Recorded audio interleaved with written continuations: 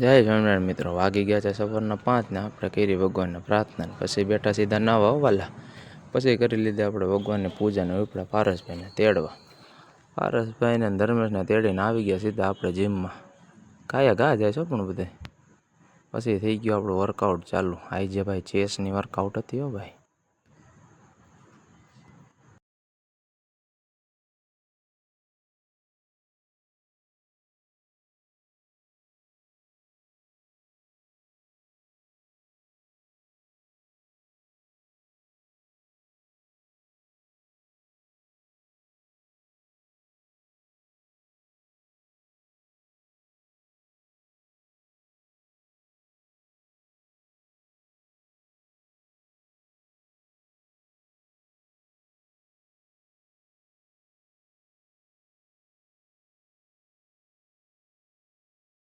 Workout થઈ ગયું હતું પૂરું. ધર્મેશે પકડાઈ દીધો ફોન એનો, કે મારો વિડીયો ઉતારતા જાય. આનો વજન જો 5555 કિલો હતો, આનો તો 80 કિલો થઈ ગયો. પછી આપણે નીકળી ગયા જીમમાંથી બહાર. આવો હા ભાઈ, ચપ્પલ પહેરતા પહેરતા એનો વિડીયો ઉતાર્યો, મારો તો ઉતરો જ નહીં. પારસભાઈને મૂકીને આવી ગયા સીધા યાર્ડે. 4 કટાવી દેતા ભાઈ. જોયું તો વરસાદનું વાતાવરણ થયું હતું ઓલા. પછી મેં કીધું લાય થોડીક મેથી લઈ લો. 100 પૂળા મેથી લીધી હતી, જોતી હોય તો લઈ જાજો વાલા.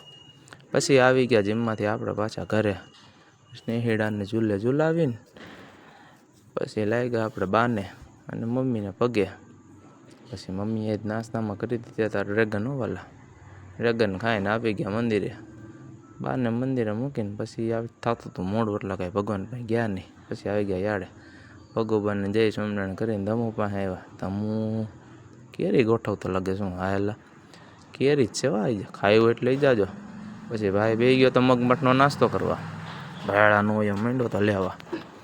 ધમાભાઈ આવી ગયા હતા, એ કે જલવો કરો. અર્જુનભાઈ આવી ગયા, પોપટલાલે આવી ગયા. લે આ તો શિવમભાઈ છે.